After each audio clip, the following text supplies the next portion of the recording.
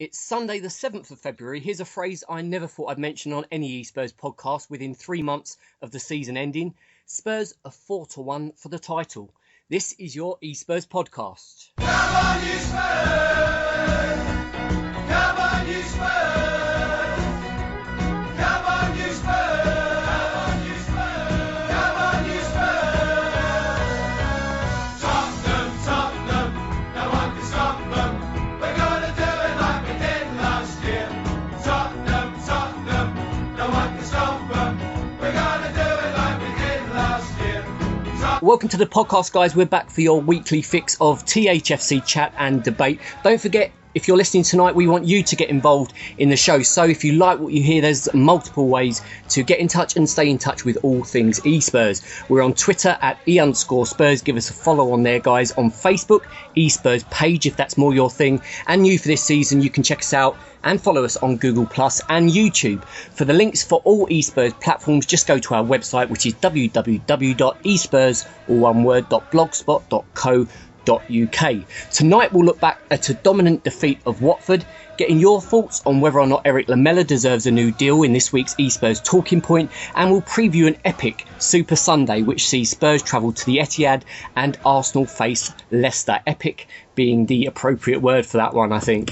But without further ado, let's introduce the e-Spurs panel who make all of this possible. Just back from Liverpool, where they taught Roberto Martinez how to whip Nene. It's Jason, John and Ricky. How you doing, fellas? All right, mate. Good, mate. Very good, thanks, Andy. Good stuff. Don't know about you, lads, but I'm more oops upside your head than whip Nene. But that's maybe for another podcast. I don't know. Lads, great week. We'll get on to the game, of course, in just a moment. Before we do so, a couple of things to mention. As of this week, you'll now get a second dose of the e-Spurs podcast, guys, each week in the e-Spurs podcast Extra Time, containing all of the bits we couldn't squeeze into the main show. So keep an eye open for that on iTunes, Acast and YouTube. That'll go out every single Thursday. Each week we record, and there's so much that we can't pack it into the main show. So keep an eye open on those platforms on a Thursday, and you'll get a second dose of the e-Spurs podcast. If you enjoy the podcast, we'd also really appreciate it if you could head over to our iTunes page and leave a review on there, guys. Just search e-Spurs on iTunes. You'll see the reviews on there. If you could add yours to it, that would be very much appreciated. So, lads, on with the Spurs debate, on with the Watford game. A dominant performance, I think, is the appropriate word for this one. And it was made even more important by the earlier result, wasn't it, lads? Leicester beating Man City, which meant Spurs would go second, of course, with a win. And Rick, dominant performance, does that pretty much sum up the game? It does indeed, Andy. I think, like you just said there, the game before that, the earlier game, being the Leicester-Man City tie, I think a lot of other clubs watching us were waiting to see how we were going to respond to that. And it was such a dominant performance, 26 shots to just the 3. I don't think Lawrence actually had to make a save all game, so that tells you how dominant Spurs were and how good Alderweireld and Kevin Wimmer were as a partnership with Dyer, just protecting them. It's not often I say this, but I've never felt so comfortable being a Spurs fan, leading 1-0. And it's just absolutely crazy at the moment to feel that kind of comfortable feeling. And I do want to say one thing: the crowd played such a huge part in the game, and that needs to be recognised, because previously going into games at home where the pressure is on us to get a result, the crowd do kind of try and force us to kind of go into the game to try and win it early. And there was just that kind of, I'm not sure what to describe it, but that kind of understanding that, you know, it was never going to be an easy game. And you just felt if Spurs were to get the one goal now, with the way we've got that such great defensive record, that we're strong enough to see out a game, and we don't have to, you know, score 2 or 3, because we're that good defensively that we have got that ability to keep clean sheets irregardless at the change of fullbacks or we were coming in for Vertonghen. So from a fan perspective, it was so great to see the Spurs fans' patience waiting for the goal. And when it came, I mean, the move itself, starting off from Ben Davies at left back through to Kieran Trippier at the right back, and he said it himself that he wasn't even sure what he was doing so far forward for the goal.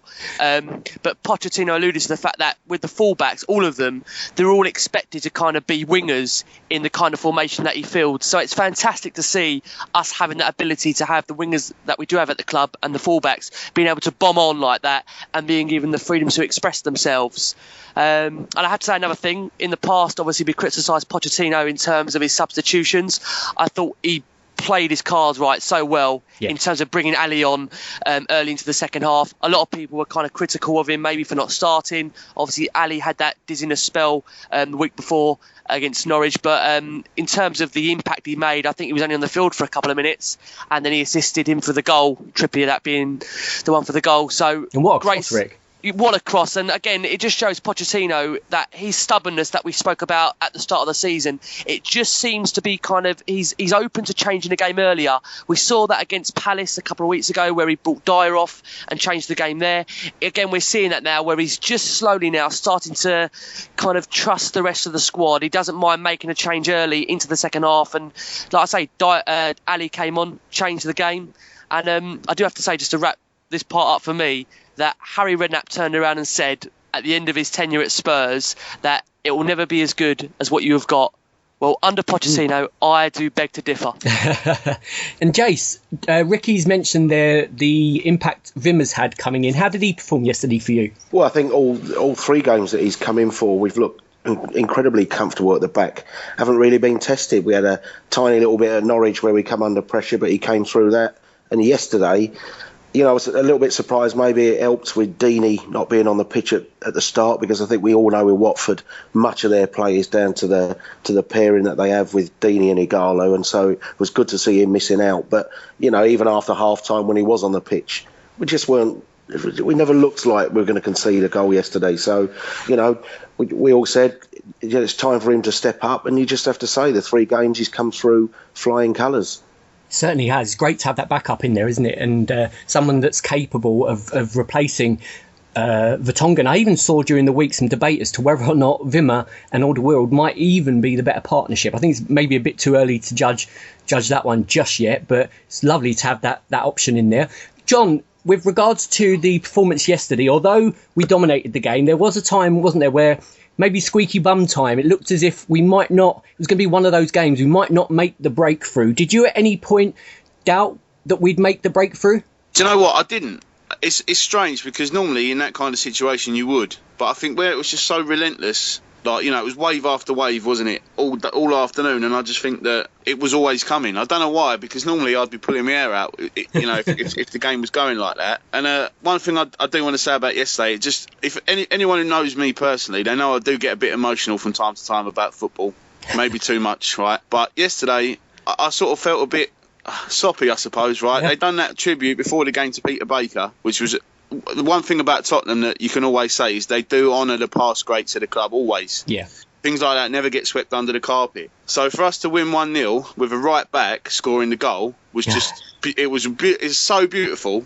I would rather if that had happened yesterday than win 7-0. I really would. Yeah. It was just one of them where it was just everything was about right back yesterday. Sorry, Andy. We had Dean Austin, who's part of the Watford coaching staff, was on the bench for them, and the Watford Twitter arty got sent right back home with their tails between their legs, didn't they? It was brilliant yesterday. It was really, really enjoyable afternoon.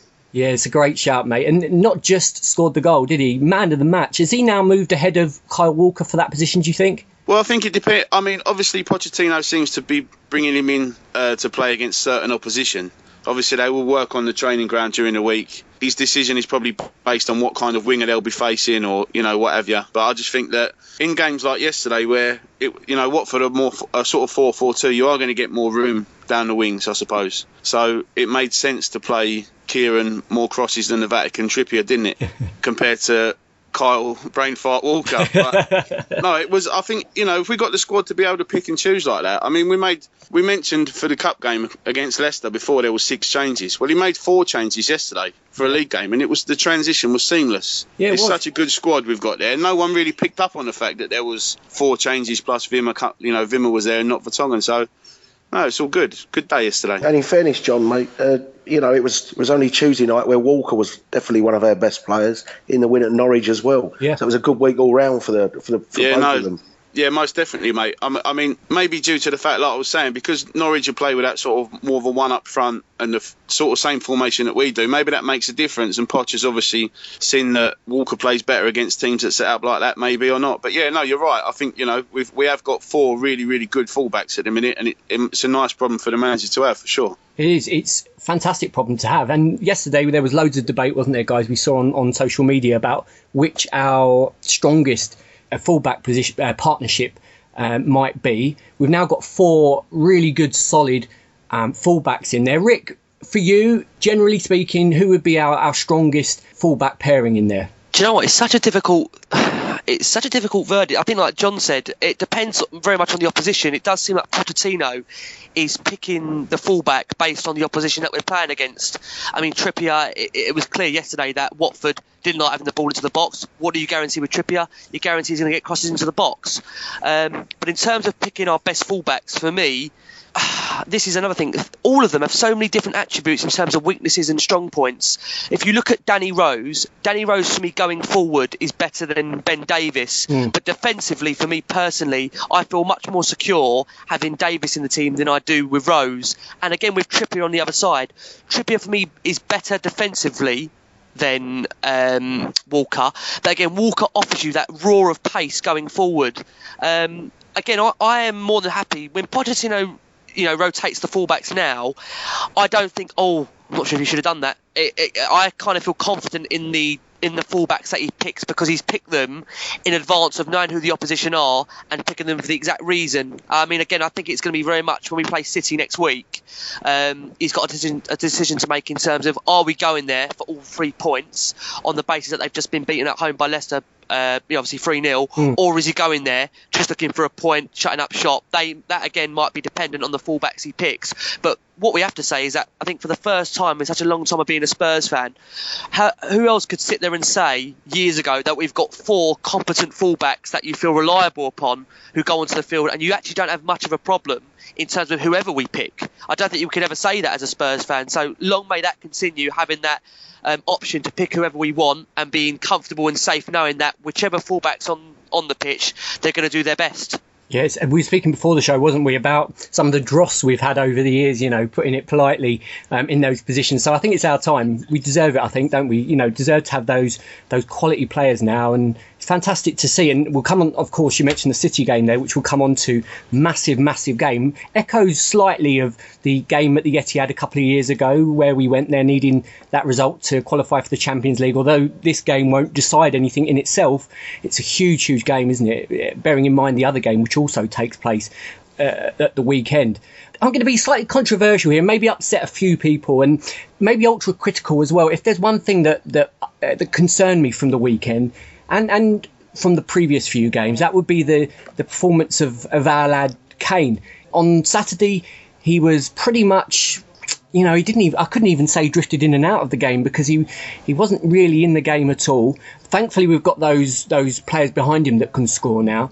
And as I say, I don't want to criticise the guy too much because he's done wonders with Spurs, but didn't score for the first 8 games, came through with a good spell.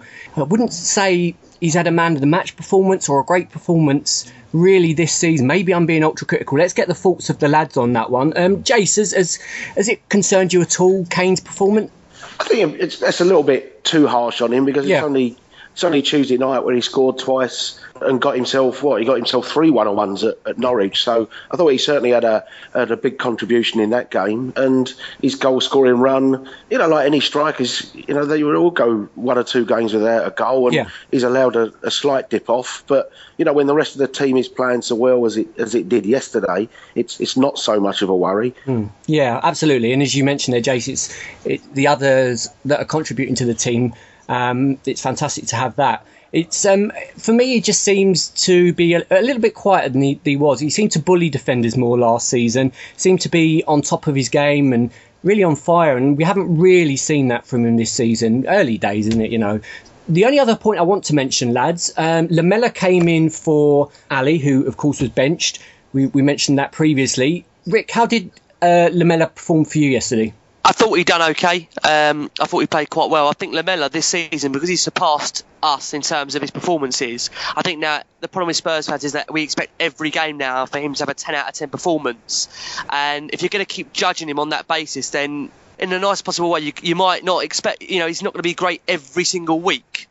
Just on your point of Kane, Andy, just very quickly, I just want to say that with Kane, for me personally, I feel there's certain things that he does off the ball that some fans might not see. The running to the channels, running into the corners, the harassing in terms of as soon as the two centre-backs get the ball of the opposition, he's chasing them down. And it's little things like that for me personally, sometimes go a bit unnoticed. Because if he isn't contributing the goals and he's not assisting or pre-assisting, then some people think, well, should he be on the pitch? But we haven't got another striker, but he does the things off the ball which, as a fan, you sometimes don't notice, and that's the chasing down of fullbacks, that's the running. And again, for me yesterday, Lamela done exactly the same with that. He worked the channels, he chased every ball. I think what we've got now is we've got a Spurs side that, as a team, they're so effective. We don't have to look anymore at just individuals. It's such a team-based game now. Over previous years, with being a Spurs fan, we always used to single out an individual saying, that's the person that's making our season, or that's the person that's delivering. Whereas now what we're seeing is it's a team game, it's a team performance, and Pochettino has made every single player in that squad feel like they're part of something special. And that's why now we're in that mindset where we're still looking at individuals rather than the team. And as a team, I don't think there's anyone else that performs better than us. And you can see that based on, number one, our league form, and number two, the defence side of things, our goal difference. Everything points to Spurs being so unified as a team, and that's why you're seeing the fans now give those players that patience that yesterday, that game was never going to be easy, as I said. The fans, for the first time I can remember at the Lane, were so patient waiting for the goal. At times in the game, you used to get the moans and the groans. There was none of that yesterday. There was that patience to know the goal was going to come. And I think you're seeing that now because Spurs as a team, it's about a team now. It's not just about individuals. It's about a team now going onto that field that believe they can win every game. And you're seeing that now in terms of the results. Yeah, it's a great shout, mate. I think there's also, from the fans' point of view, more of a connection with the team now, isn't there? I think after the £100 million was spent, there were so many changes during that year that it became hard to connect with the team, to identify with the team, just because the amount of changes that were made at that time. But now there's the youngsters coming through who are Spurs through and through. You've got the other younger lads that have come in from other sides that, clearly love playing for Spurs and love playing for Pochettino, and I think the fans can see that, and it's reflected in the atmosphere at the Lane. We mentioned last season on the podcast how the atmosphere at the Lane really drastically needed improving, because it was quite often it was flat during some of the big games even, but this season it's been a lot better, noticeably better, and yesterday was fantastic to see. The support the crowd gave the team, especially in the second half, was amazing, and mentioned by Pochettino after the game. John, just to round up on the Watford game, was Spurs staying in the title race dependent on us getting 3 points yesterday, do you think? I don't think we'll truly know the answer to that until 6 o'clock next Sunday, to tell you the truth, because we said last week that we wanted 6 points from the last two, and that's exactly what we got. Now, if we follow it up with another 3, then, I'm not even going to... I don't even think about anything. I mean, looking at our running, it is difficult, to be fair. And I think we will do well to stay in the Champions League places. And as I've said many times before, for me, I think more realistically would be a cup win. But I do also think, as time goes by, maybe a cup win and a Champions League place would... looks likely, because, well, why not? And I just think if I could just take it back to what you said about Harry Kane, I look at it like this: he did have a bad start to the season, and I kept saying, no, he'll be all right, I believe in him, and he'll come good, which he did, to be fair. But look at it like this: so he starts the season on like a 8 or 9 games. So he starts the season 8 or 9 games later than everybody else. He's only second in the goal. He's second in the goal scoring charts. I think he's got 3 in the league. He's got 3 less than Vardy, who's having a freak season. Yeah. And I think he's only 2 shy of 20 goals for the season. He scored 7 goals in all competitions since New Year's Day. So if that's him having a bad spell, then long may this bad spell continue. And also, I think I was just touching on what Ricky said about the crowd yesterday. I really do think it's because there's no players left in the squad who are divisive in terms of probably the last 2 that were Townsend and Fazio. And Townsend, he played quite well apparently yesterday. Fazio got sent off today for Seville, by the way. So because there's no players left in that team who are divisive, I suppose is the best way of putting it, divisive, some fans don't like them or don't rate them, whatever. There's pretty much a squad full of players now that everybody loves, and it does help the crowd so much. Yeah, it's fantastic to see, because you remember, I certainly remember, I'm sure you lads do, going to games and it just being partisan crowd, and last season before maybe slightly less so. And I think part of that probably from all the controversy that came out of the Y word issue, and there was a lot of talk then, wasn't there, about what could and couldn't be said. And I think the fans were a little bit confused by the constant changes at the club with the Sherwood, the Villas-Boas coming and going. But now it seems as if there's some structure there, doesn't it? It seems as if there's some idea there, and I think the fans can see where things are heading, hopefully. Fingers crossed. Going to go across the board, lads, just to finish up on the Watford game. Realistically, are we talking now title or top 4? If you was to look into your crystal ball for the end of the season, what would you predict, Rick? Well, people keep telling me to calm down, and my response is I can't keep calm because I'm a Spurs fan, and I've never experienced being in the situation that we're in now, being so close to the end of the season. I mean, we're in February now. It's only May. It's not far away. I mean, people keep telling me to stop talking, and you know, as Pochettino has said, don't speak, let our actions do the talking. I'm going to go with what John says, and next Sunday I think we'll see where we are really. If we can go to Man City and pick up something there, not necessarily 3 points, but pick up something, then we've got a real chance. And again, Arsenal have got to come to the lane. I think that game could be such a big tie between. I mean, we've had North London derbies over the years, but that game, I mean, I tell you what, I said a couple of weeks ago that if Arsenal came to Spurs with a 2-point gap, listen, it's down to nothing now. We're above them. So if they were to come to White Hart Lane as it stands, a rocking Tottenham atmosphere, the way the connection between the fans at the moment, I don't know. Again, I think it'll come down to next Sunday, but I'm not ruling anything out at the moment. Not ruling anything out at all whatsoever. And Rick, never stop getting excited, mate. That's why we love you. So ignore the haters, mate. At shortest odds, I should say, since 1985. At shortest odds in February since 1985 to take the title, 4-1 it was yesterday. I think it's 9-2 at the moment. Unbelievable.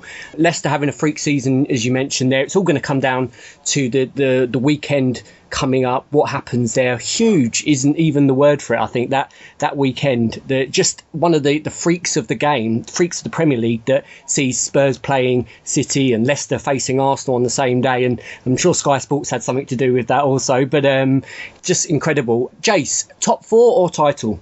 I would say at the moment, I would say top 4, because so much, as the boys have already said, depends next Sunday. I mean, if Leicester, who would have seen Leicester going to Manchester City and scoring 3 and you know, could have had anything yesterday, couldn't they? Yeah. I mean, it could have had 5 or 6. And so, you know, you look at them and you think we're 5 points behind them.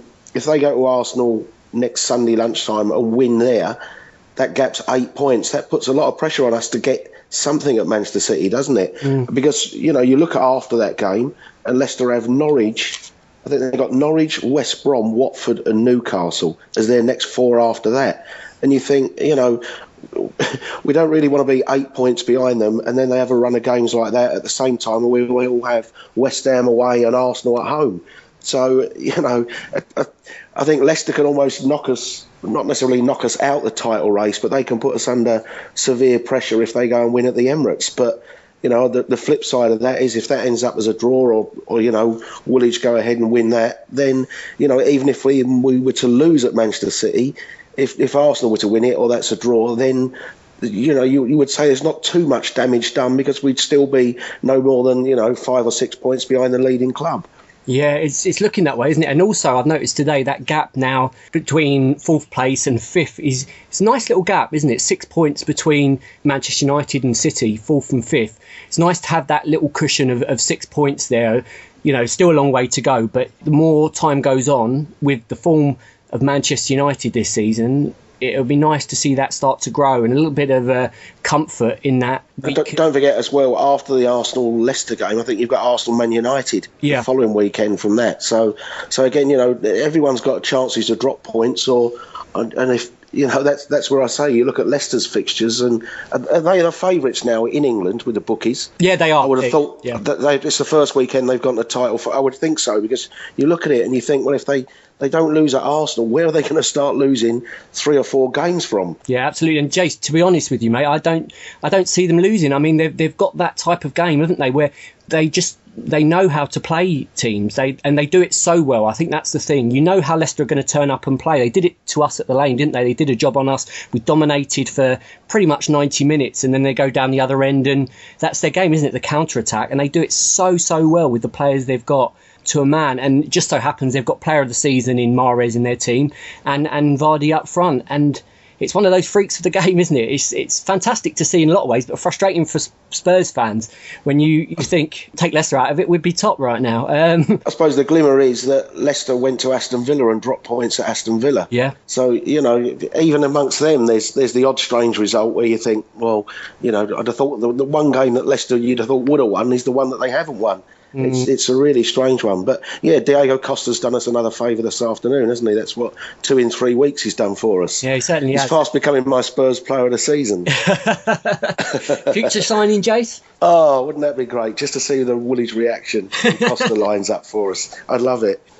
Be fantastic. John, with regards to the question been asked in the lads there, title or top 4, as I say, that gap, the more time goes on, a nice little cushion starting to develop between 4th and 5th. For you, you're Mr. Optimism on the show. Are you still saying title now for Spurs? Or are you thinking top 4, let's be realistic, and top 4 would be a fantastic season? Well, I tell you the truth, I was a little bit more confident maybe than I was when I seen one of Jason's tweets this afternoon, which showed the league table from this day in 2012. we were 10 points clear of Arsenal and Chelsea in 3rd. Oh, don't do it to me, no. So all I'm saying is we need to make sure none of the English teams win the Champions League this season. We'll be all right. Obviously the title is the dream, but it is just a dream at the moment, and I think we'll see with Leicester, because everyone's getting to the point now where they believe that they should win it, and we'll see how that different kind of pressure affects them, because it's different being the hunter compared to being hunted, you know what I mean? Yeah. So we'll see, if they might get a bit complacent, you never know, they think, right, we've done the hard bit, we're favourites now. None of them players, with all due respect to them, will be used to being in that position. I mean, you could say that about some of our players, I suppose, but you've got now the whole world is expecting Leicester City to win the Premier League. That'll be a true test of their mettle, and it'll be the same with us, really. I mean, if we can go unscathed throughout the cups, then you never know. But I would say title's the dream, but the Champions League is probably the reality, and I would be more than happy to take that, to tell you the truth, and the cup win, of course. Not being greedy. I think the one other point with Leicester is, everyone's saying, that they're not used to playing under that pressure. With great respect to them, 2 years ago they were playing under the pressure to come into the Premier League, and they did that. And last year, when they reached, February or March, they were playing under extreme pressure to stay in the league, and then they go and win 7 of their last 9 games. Yeah. So, in each of the last 2 seasons, they've been up against it, and they've responded and come through it. They're kind of thinking, well, we are used to being in this situation, and the last 2 years it's happened to us, and we've come out on top. So why shouldn't we be able to do it a third time? Yeah. This is the first weekend I've actually been worried about Leicester City. It really is. Yeah, I think that result, Jace, at Man City has made a lot of people actually now sit up. Not just the result, was it? It was the whole manner of the performance that they went in, and you looked at them and thought, like I said, 3-1 flattered Manchester City. I think the difference is, Jace, if I could just jump in, I think maybe this time last year, let's not say that all professional footballers are mercenaries, but a lot of them players would probably be thinking, oh, well, if we go down, I'll get a move to another Premier League team. And maybe that probably helped them in a way whereby the pressure was, they sort of took the pressure off themselves by trying to pretend they didn't care.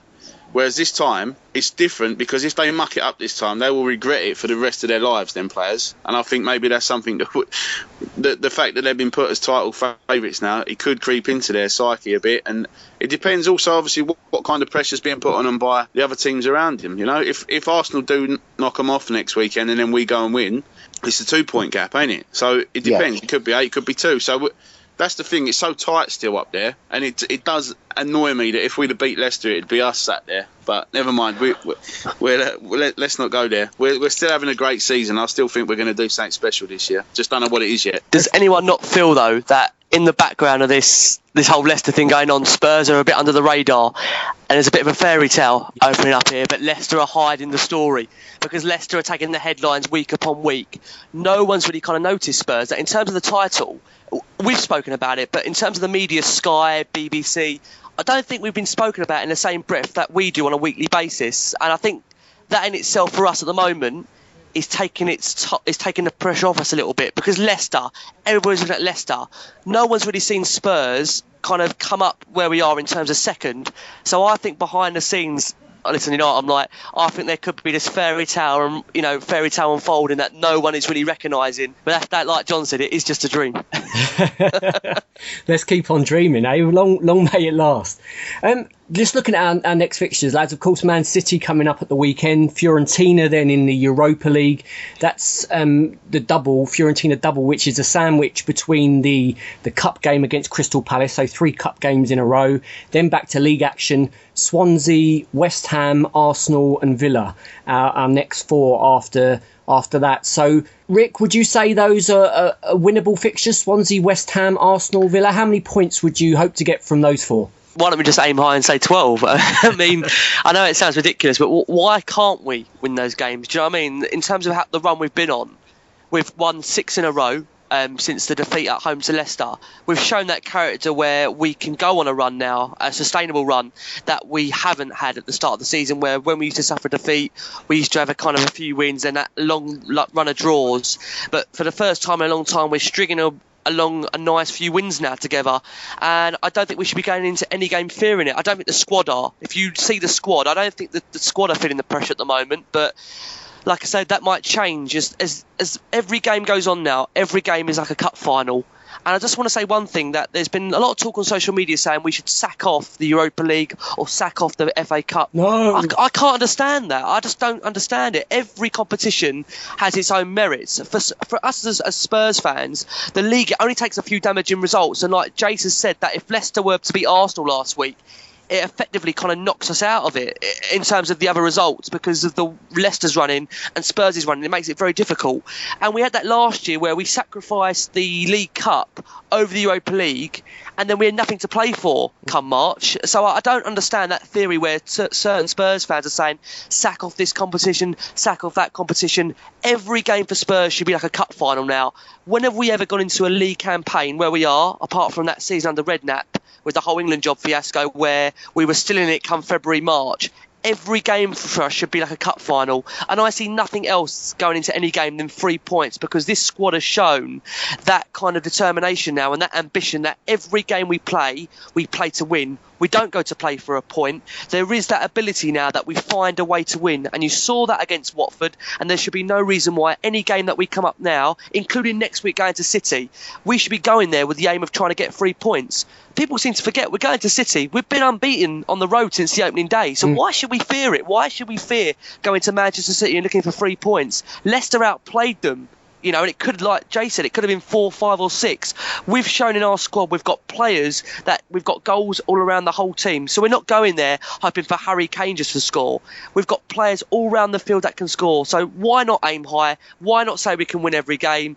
And look, whatever happens, all we just want to see is just every team going out there for Spurs, just putting everything to the cause. And I can't say this season there's not been one game I can say that we haven't tried our best in every game, and that's all you can ask for of the players. Yeah, and greatest compliment you can pay to any team is what we've seen this season in how other teams set up when they come to the lane, which is they set up defensively and look to hit us on the break, because they know the quality that Spurs have got on the ball. And that's what you used to see, guys, against Manchester United, isn't it? When teams used to travel to Old Trafford, they used to set up defensively because they knew Manchester United had the quality on the ball to kill them, and they'd look to counter-attack. Apart from the odd team who'd go there and give it a go and then get a spanking in return, most teams would go there defensively. And that's what was, I'm not, for one moment comparing Spurs yet to the Manchester United great teams of the last decade, but certainly starting to have that effect on our opposition. They turn up at the lane almost not half beaten, but with a lot of respect for Spurs,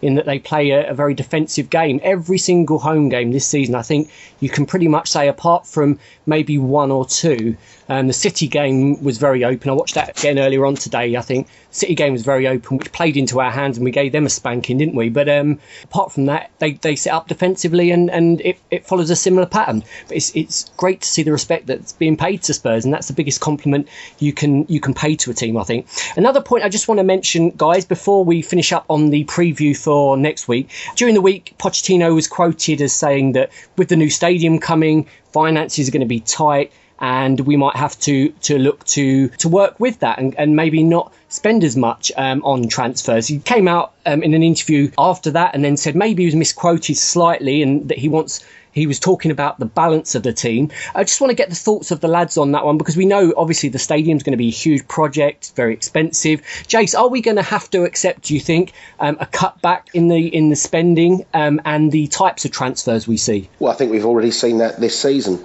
and an understanding of that, I think. And I think that's why Poch is such a popular manager for Daniel Levy, because he's obviously talked that through and he's quite happy to go along with it. So, you know, at the moment, whilst we can bring through some talented youngsters, it doesn't look too much of a problem, does it?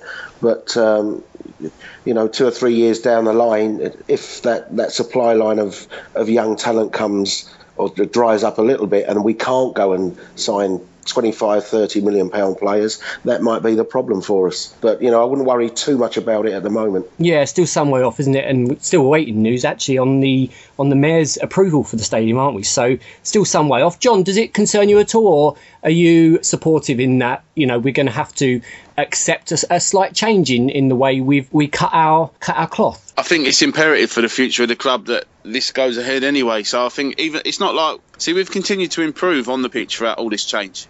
So, as long as we don't regress dramatically, then I don't have a problem with it. It does need to happen. And the only thing that upsets me a little bit is I'll always love White Hart Lane, but I understand, you know, that it does need to be done. And as long as I get to like break a seat and take it home with me on the last home game, it'll be all right. But no, in all seriousness, I think, you know, you have to understand that it's for the good of the club. And like we said before, that is usually Daniel Levy's outlook. That's what he does try to do. So, yeah, you know, we haven't done too badly spending only comparatively small, have we, compared to other clubs? So if that has to happen, then so be it. Absolutely, and it seems to be working. I think, you know, there are times when fans, and we've on this podcast have talked about Mitchell and whether or not his little black book is good enough and sufficient. But in what we've seen so far, in the likes of Dyer and Dele Alli and others, Trippier this weekend, certainly seems to be paying dividends. Well, look at Kevin Wimmer. You know what I mean? Yeah, absolutely. Like, he's come in and just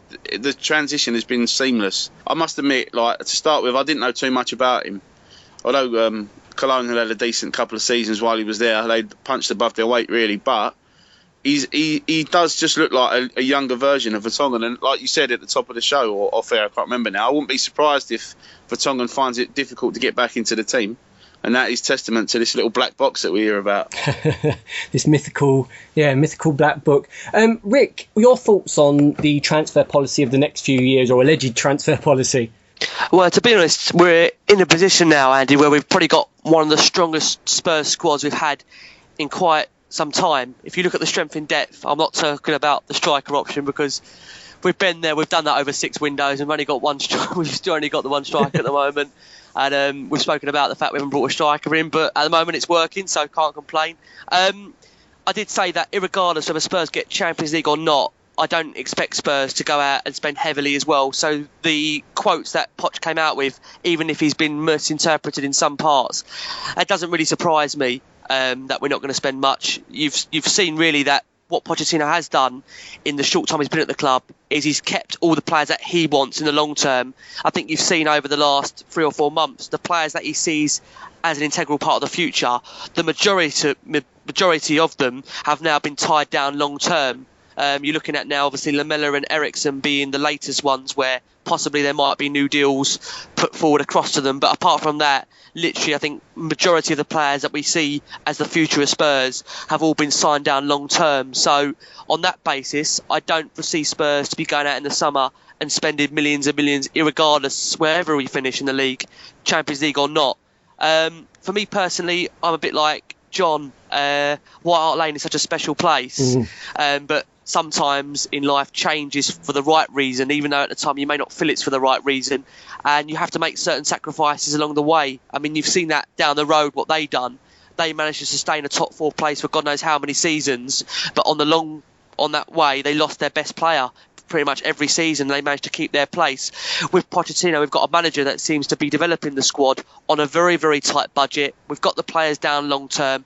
Everybody seems to love the club at the moment. My concern, like I've said on previous shows and on Twitter as well, that if we lose Pochettino, that's my biggest concern, because I see him as the bedrock to everything. If you lose Poch, you might as well lose some of the players as well, because they've just bought into the philosophy. And I think a lot of people, what they don't seem to understand is that Poch has got these players playing above and beyond their ability. You saw when he left Southampton, the likes of Lallana, Shaw, these players that played so well at Southampton haven't done that well when they've moved on to their other clubs, and that's no shock to see that. That's not a shock. That's because of how well Pochettino coached them and the drive and the ambition he gave them. So for me, Pochettino is the most important thing to our football club, and if we're not going to make any signings or do anything, the only thing I want to see is Pochettino be given a long-term contract, although he's on one at the moment. Give him a decent deal so in the summer we don't have this fear of another club come calling. Give him a long-term deal. Let him build a legacy at Spurs, because at the moment what he's got Mitchell as his right-hand man who knows everything he wants, and I don't think Spurs do want to spend big. I think we're happy to go along spending the odd 5 to 6 million on a Championship or a League One player and watching them develop, and it feels more special for the fans. When you see a player like Ali come in and have the impact he has, that makes such a big more difference than it's seeing a £30 million player come in, having an okay season, and then the next season having a struggle. So you've got to trust the man, and Pochettino is the man. I think recent events have really helped us in that, haven't they? In that, we've seen City have now appointed Guardiola, so that's one you can strike off the list. Chelsea, we know they've got Allegri in now for next season, so that's another one presumably off the list if Allegri does go there. So the only, he's not going to go to Arsenal, obviously. So the only place you can really see Pochettino now going, with Mourinho going to Man United presumably as well, the only place you can see him going, if all of that falls into place, is like a Real Madrid or a Barcelona. Couldn't really hold him back from that, but it also would be fantastic, wouldn't it be lovely to see him sign that new contract and commit himself to Spurs. I think that would only enhance the sort of affection that he's getting from Spurs fans at the moment. It'd be fantastic to see that.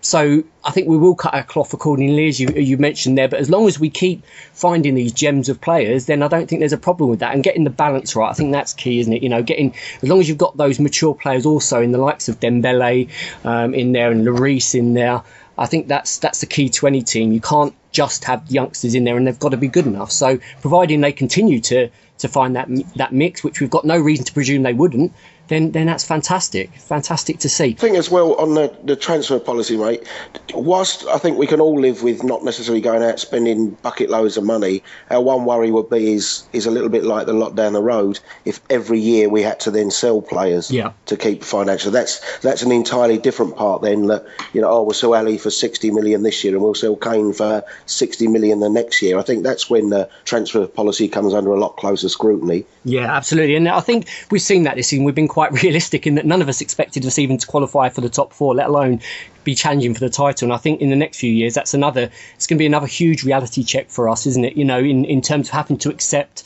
that it's going to be even tougher. We'll wait and see. Hopefully, we've got the right manager in place to get us through these rocky waters of the next few years building this new stadium, and we come out the other end even stronger. It'd be fantastic if he does commit and we see all of that.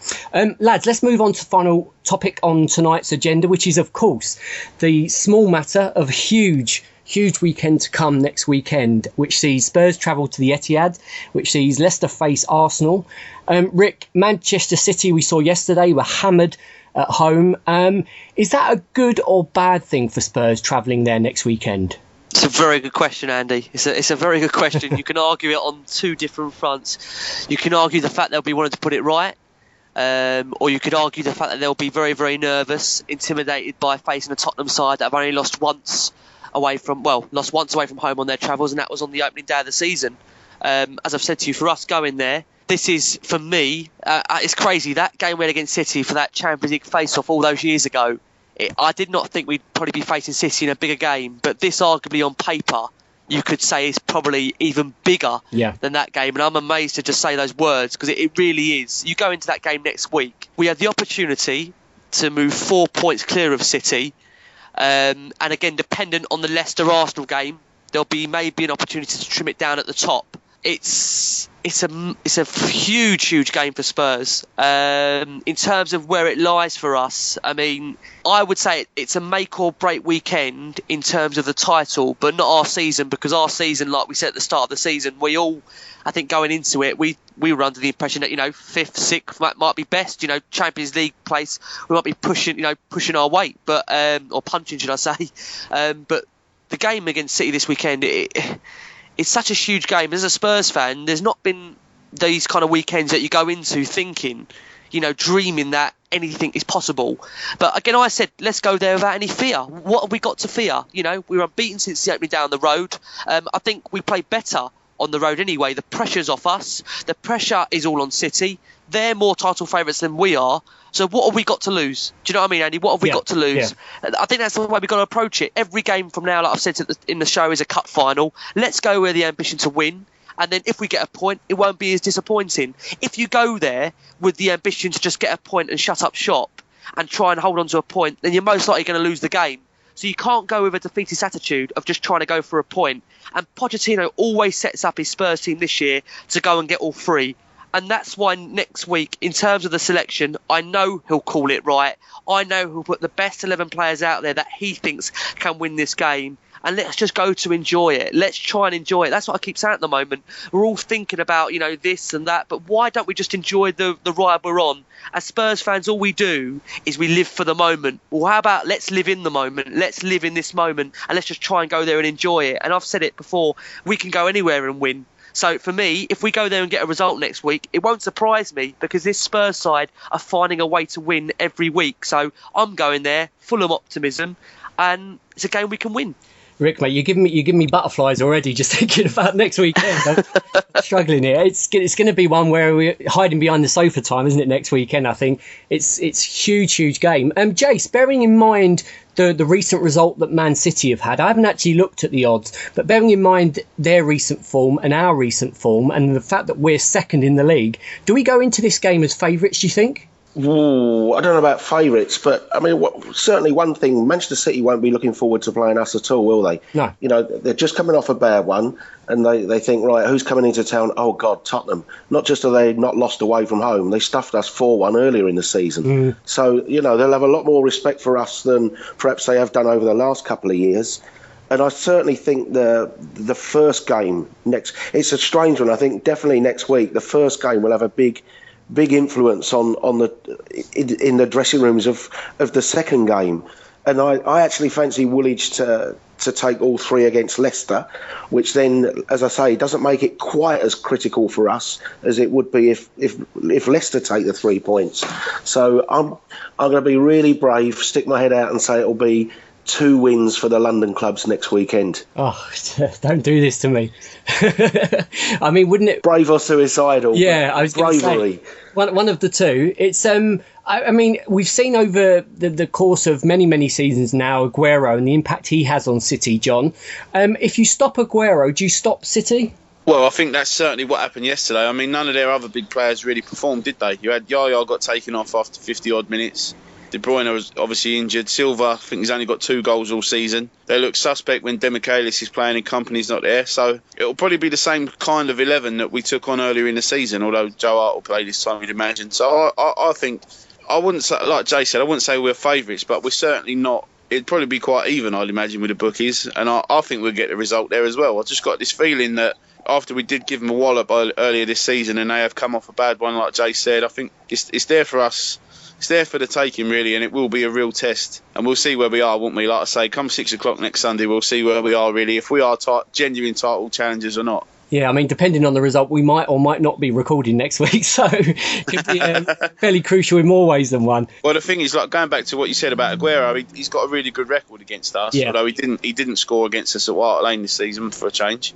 So it depends. I mean, if you'd like to think if you keep him quiet, then you wouldn't worry too much about. I can't believe I'm saying this, but you wouldn't worry too much about the rest of, none of them are prolific, are they? The players that play behind them, really. Sterling doesn't score many. Silva's only got a couple, like I say. Yaya, I think his age has caught up with him, to tell you the truth. So I think it is, if we keep him quiet, obviously we've got a much better chance of winning than if we give him a free rein, obviously. But I think we'll be all right, and we'll see how good Wimmer is, really, won't we, as well? I'm looking forward to that. Yeah, it's a big test for Wimmer, and you would think, they've got De Bruyne in there, haven't they? Another one to keep quiet. He can add the goal or two, as we've seen this season. But I mean, Rick, in terms of Dele Alli, you'd think that the Spurs medical staff will be doing everything in their power this week to be getting that guy on the field for the weekend. Listen, everything. He's so important to us, and you saw the difference he made. He came on, and within a couple of minutes, he's assisted the goal. He's such a vital part to our team, and he's so young. People forget he's only 19. It's just crazy. 5 million we pay for him, and it's just, he's so integral to our side. You would say that, a Tottenham side with Ali in it is better than one without it. So very much important to get him ready for the game, and I think he'll start. So big game the weekend. Let's go to John first up. Your prediction, mate? Oh dear. I'm going to go 4-1. No, I'm only joking. I think a lot of it depends really on the team selection, especially from Man City's point of view. I'd like to think that Dele Alli would be fit and ready to go by next week. Considering it's only illness, and he looked all right when he came on. I don't know. If Leicester can go there and win 3-1, I think we can as well. But I'm going to go for a score draw. I'm going to say 1-1. So 1-1 score draw. Rick. Oh, I don't want to put the jinx on it and say we can't win there. So I feel like I've got to back up what I'm saying now and go have a positive result. So I'm going to go for 2-1 Spurs. I've just got a feeling. I'm going to go for 2-1 Spurs. 2-1, good man. 2-1 Spurs. And Jace? Well, I think I'm going for a sneaky Woolwich win in the first game, which I think takes a little bit of the pressure off of us. And I think if they haven't got Company playing, we can definitely go there and win.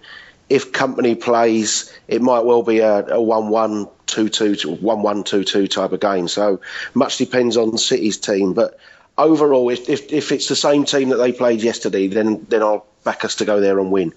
So many variables, aren't there, that could happen between now and the time. Let's just hope we avoid lasagna and keep Dele Alli fit between now and the weekend, and all will be good. It's going to be massive, isn't it, next weekend? All eyes on that one. Lads, we have come to the end of another e-Spurs podcast. Don't forget, guys, you can check out and listen to our first ever e-Spurs Extra Time, which is out on Thursday. So check that out on iTunes, on Acast, and on YouTube. That'll be up for you on Thursday. And from Jason, John, Ricky, and myself, have a great week, guys. And as always, come on, you Spurs. Back up to White Hart Lane.